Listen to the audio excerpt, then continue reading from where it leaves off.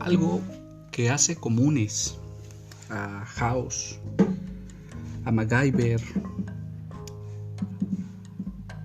a Sherlock Holmes, a Humphrey Agave y también a Guillermo de Baskerville es el gusto por la música, pero no solo por cierta música, sino por la música, por la importancia de la música, porque en la música hay ciertas reglas, ciertos conceptos como la armonía, como la melodía, como el ritmo, como la percusión.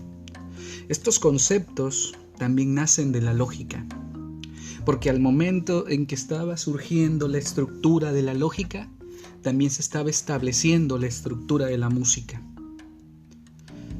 En aquellos siglos, cuando aparece la lógica como una disciplina formal y también como una disciplina informal, lo mismo que existe la música formal, la de estudio, la de pentagrama, la de la clave de sol, de fa y de do, la de las afinaciones según los instrumentos, la del violín que vemos nosotros. Al mismo tiempo que está surgiendo eso, también surge la música coral, es decir, la de la voz. Al mismo tiempo surge la música de la percusión con el sonido de aquellos objetos naturales como son los cueros, o el sonido a través de un tubo generado por algún carrizo, algún bambú o cualquier árbol que pudiera tener un espacio en el centro y que a través del paso del aire se pudieran generar distintas notas. La música acompaña a nuestros detectives, a Sherlock Holmes con el violín, a House con la guitarra y el piano, a Guillermo de Baskerville con el órgano, a MacGyver disfrutando un poco el saxofón, a Humphrey Agave con lo que aprende a soplar o con lo que aprende a tocar. Y en este escenario seguimos hablando del silogismo. El silogismo es una deducción. Digamos que la palabra griega para la deducción es silogismo. Pero cuando decimos silogismo, hablamos de un conjunto de reglas. Reglas que ya estuvimos revisando en el audio pasado y que es necesario volverlas a retomar. ¿Por qué? Porque ahorita, para crear las figuras del silogismo, es necesario tomarlas en cuenta. Y vamos a recordar las reglas del silogismo, las reglas del término, por ejemplo, reglas de los términos. Los silogismos cuentan con 3 términos: mayor, menor y medio. Segunda regla, el término medio jamás pasa a la conclusión. Tercera regla, ningún término debe tener mayor extensión en la conclusión que en las premisas. Cuarta regla, el término medio debe ser al menos una vez universal, es decir, debe estar en la premisa universal. Las reglas de premisas. De 2 premisas particulares no se obtiene conclusión. de dos premisas negativas no se obtiene conclusión, y a veces su conclusión puede ser accidental, no propiamente porque obedezca las reglas. 3. De dos premisas afirmativas no se obtiene conclusión negativa. La cuarta regla: la conclusión siempre nace de la parte más débil. Entiéndase por débil lo negativo con respecto de lo afirmativo y lo particular con respecto de lo universal. Recordando estas reglas, ha llegado el momento ahora de pensar. El silogismo tiene figuras. Las figuras son, digamos, la posición que ocupa el término medio en las premisas. Recordarán ustedes que todas las premisas tienen sujeto y tienen un predicado, y que el término medio, a veces, en la premisa mayor, como ahorita lo vamos a ver en la primera figura, el término medio es sujeto, y en la premisa menor el término medio es predicado. Y en las demás figuras iremos viendo su ubicación. Entonces, la figura, digamos que es esa línea que se traza entre el término medio de la premisa mayor donde está ubicado y el término medio con respecto a su ubicación en la premisa menor. Por eso se llaman figuras. Después, las figuras del silogismo, ¿sí?, tienen modos. Los modos del silogismo son las palabras que se forman al juntar las premisas. Por ejemplo, en la primera figura hay un modo que se llama bárbara. Y se llama bárbara porque su premisa mayor es una proposición A, su premisa menor es una proposición A y su conclusión también es una proposición A. Tenemos otra que se llama Dari. Dari porque su premisa mayor es A, su premisa menor es I y su conclusión es I. Tenemos otro en la primera figura que se llama Celarent, donde la primer premisa o la premisa mayor es E, es decir, universal negativa, es A, su premisa menor, y es E, su conclusión. Entonces por eso se denomina Celarent. Después veremos Ferio. Ferio porque su premisa mayor es una E, su premisa menor es una I y su conclusión es una O. Y ahorita lo iremos viendo con mayor detenimiento. Pero tenemos que observar. Ustedes ven en la pared premisa mayor, premisa menor y conclusión al lado izquierdo, lo cercano a la lupa de Sherlock Holmes. Y de ahí vemos la PM mayúscula y vemos 4A, 4E, 4I, 4O. En la premisa menor vemos A, E, I, O. Después A, E, I, O. Después vemos A, E, I, O. Y otra vez hasta el final A, E, I, O. Y en la conclusión vemos A, X, I, X, E, X, O, X, X, X hasta terminar. Bueno, ¿cómo surge esto? Eso que ustedes están viendo allí, esas vocales, ¿no?, responden a una fórmula. ¿Cómo se calculan los modos del silogismo? Bueno, los modos del silogismo se calculan pensando en dos particularidades de las premisas. Toda premisa tiene una cantidad y tiene una cualidad. La premisa A y E, su cantidad es universal. La premisa I, O, su cantidad es particular. La cualidad de la A es ser afirmativa. La cualidad de la E es ser negativa. La cualidad de la I es ser afirmativa. La cualidad de la O es ser negativa. Entonces, nosotros vemos al lado derecho, más cercano al violín de Sherlock Holmes, donde termina la palabra ferio, vemos un paréntesis y un 2 a la cuarta, ¿no? Bien, eso porque el 2 representa las características de un enunciado, de un juicio, es decir, representa su cantidad y su cualidad, por eso es un 2. Y el 4, ¿qué representa el 4? El 4 representa los 4 tipos de proposiciones. La proposición A, la proposición E, la proposición I y la proposición O. Por eso, en la premisa mayor, dividimos 4 bloques. 4 bloques de A, 4 bloques de E, 4 bloques de I, 4 bloques de O. Y abajo los ponemos en orden. A, E, I, O. A, E, I, O. A, E, I, O. A, E, I, O. Ahora, la conclusión tiene que obedecer a las reglas. Por ejemplo, en la primera surge Bárbara. ¿Por qué? Porque se respeta la ubicación del término medio. Y porque, lo vamos a ir explicando, la regla dice que, por ejemplo, si nosotros queremos ver, vamos a observar en la pared, de 2 reglas particulares, de 2 premisas particulares no se obtiene conclusión. Por eso donde ustedes ven I, O, no hay una conclusión. Ahora, en una donde está la O con la A, la O con la E, ahí hay algo muy elemental. O sea, ¿por qué aquí no se puede hacer un modo válido del silogismo? ¿Por qué? Porque la premisa mayor sería una premisa particular, ¿sí? Y porque la ubicación del término medio en la premisa O mandaría a la premisa A, y recordarán ustedes que la premisa A, ¿sí?, no se va a determinar nunca de una premisa menor. Vamos a recordar las reglas. La conclusión tiene que nacer de una premisa débil. Y en este caso, si nosotros ubicamos A con O, estaríamos dando a entender que la A es una premisa menor. Y no. La premisa menor es la O.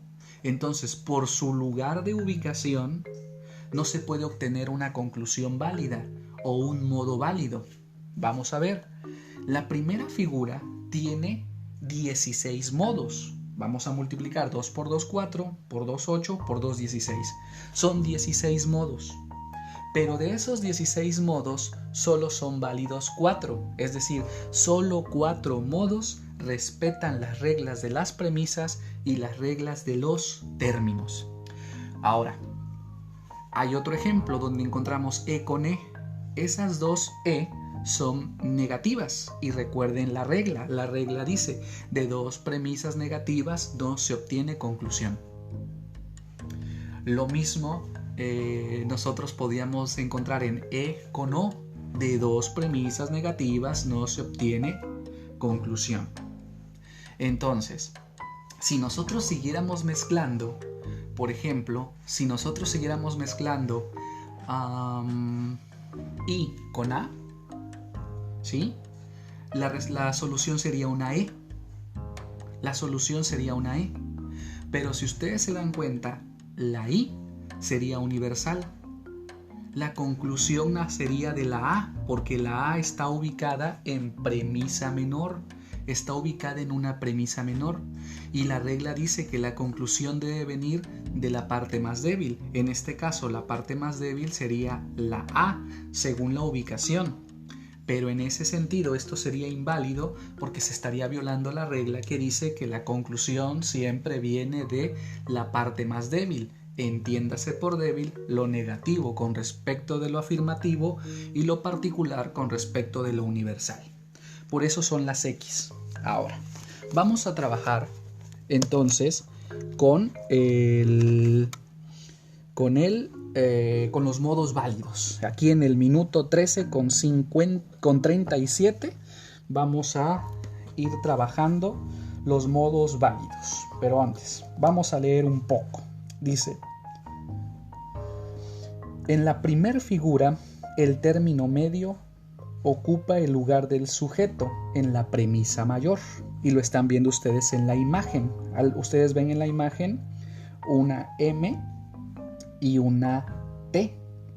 La M está en el sujeto y la T mayúscula está en el predicado. Seguimos leyendo la regla. Y en la premisa menor ocupa el lugar del predicado. Por eso ustedes ven que en la premisa menor es una T minúscula, que es el término medio, y al lado de la T minúscula, al lado derecho, encontrarán ustedes una M mayúscula, que es el término menor. Entonces, la regla dice muy claro. En la primera figura, el término medio ocupa el lugar del sujeto en la premisa mayor. Y en la premisa menor, el término medio ocupa el lugar del predicado. Si ustedes observan, están los tres puntitos y dice T minúscula guión T mayúscula. Ahorita vamos a ir viendo los respectivos ejemplos. Vamos, empezamos con Bárbara. Premisa mayor, todo hombre es libre. Premisa menor, todo mexicano es hombre. Conclusión, todo mexicano es libre. ¿Cuál es el término medio en este ejemplo? Podrán escucharlo varias veces este audio. Término medio es hombre, porque en la premisa mayor, hombre tiene el lugar del sujeto, y en la premisa menor, hombre tiene el lugar del predicado. ¿Cuál es la parte más débil? Vean, entre el enunciado todo hombre es libre y el enunciado todo mexicano es hombre, la premisa mayor es la que dice todo hombre es libre. ¿Por qué? Porque está incluyendo a un universo más grande que el universo de los mexicanos. Entonces la conclusión es todo mexicano, mexicano es el término mexicano es el término menor, ¿sí? Se junta con el término mayor que es libre. Bien, el término mayor de este enunciado, de este silogismo es libre. El término medio de este enunciado es hombre y el término menor es mexicano. También ustedes lo podrán checar en su respectivo documento que estará en su cuadernillo. El siguiente modo válido es Dari, D-A-R-I-I. Y decimos, todo músico es virtuoso. Mozart es músico. Por lo tanto, Mozart es virtuoso. ¿Cuál es la premisa mayor? Todo músico es virtuoso. Abarca todo el universo de músicos. Y Mozart es músico. Esa es una premisa particular. ¿Y por qué? Porque solo está hablando de Mozart. Solo es algún. Mozart representa algún. Y la conclusión es Mozart es virtuoso. Mozart es virtuoso. Va. ¿Cuál es el término mayor? Virtuoso. ¿Cuál es el término medio? Músico. ¿Cuál es el término menor? Mozart. Y si ustedes se dan cuenta, una regla de términos es que el término medio nunca pasa a la conclusión. La conclusión es Mozart es virtuoso. Dense cuenta cómo la palabra músico nunca pasa a la conclusión. Y lo pueden observar en el silogismo anterior. El modo Celarent dice, ninguna ave es cuadrúpeda. Esa es la mayor. La menor, toda gaviota es ave.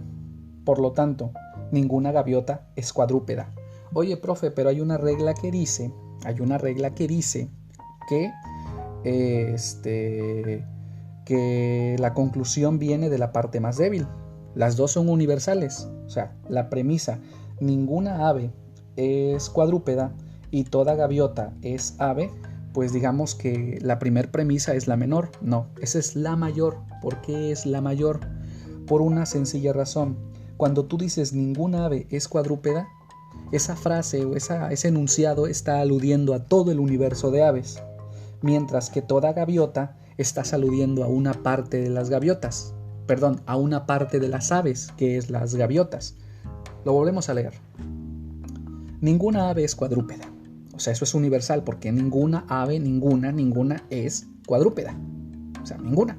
Es un universo completo.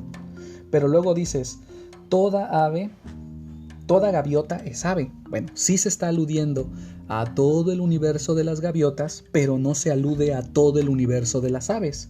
Por lo tanto, la gaviota o toda gaviota es ave es una premisa en relación a la primera es menor, ¿de acuerdo? Por su extensión, recuerden el concepto, por su extensión, su conclusión, por lo tanto, ninguna gaviota es cuadrúpeda. Vamos con el modo ferio. Ningún ladrón es honorable. Está la N. la E. Luego dice, Arsenio Lupin es ladrón. Por lo tanto, Arsenio Lupin no es honorable. Bien, la premisa mayor aquí es ningún. Ningún ladrón es honorable. Luego la premisa menor es la I. Arsenio Lupin es ladrón. Por lo tanto, Arsenio Lupin no es honorable. Bien, vamos a hacer un pequeño repaso. Con respecto a Bárbara, se llama Bárbara porque las tres premisas son A.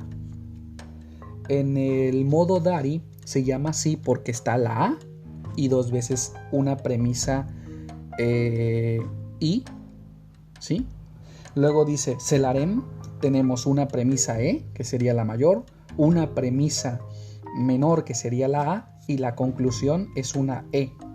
Ferio se llama así porque la E, la primera premisa, la mayor, es una E, la segunda premisa es menor, es una I, y su conclusión es una O, que esto quiere decir que es una particular negativa. Bien, seguiremos haciendo más ejemplos, pero ustedes tendrán que ir leyendo el material y escuchando este video.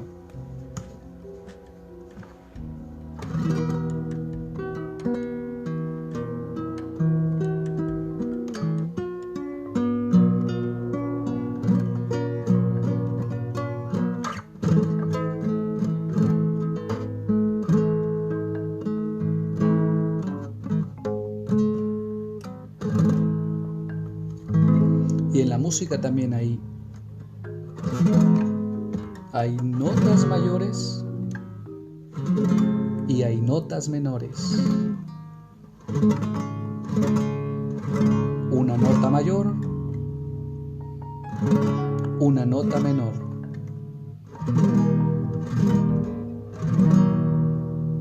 La nota mayor, mi mayor, premisa menor, mi menor, y su conclusión sería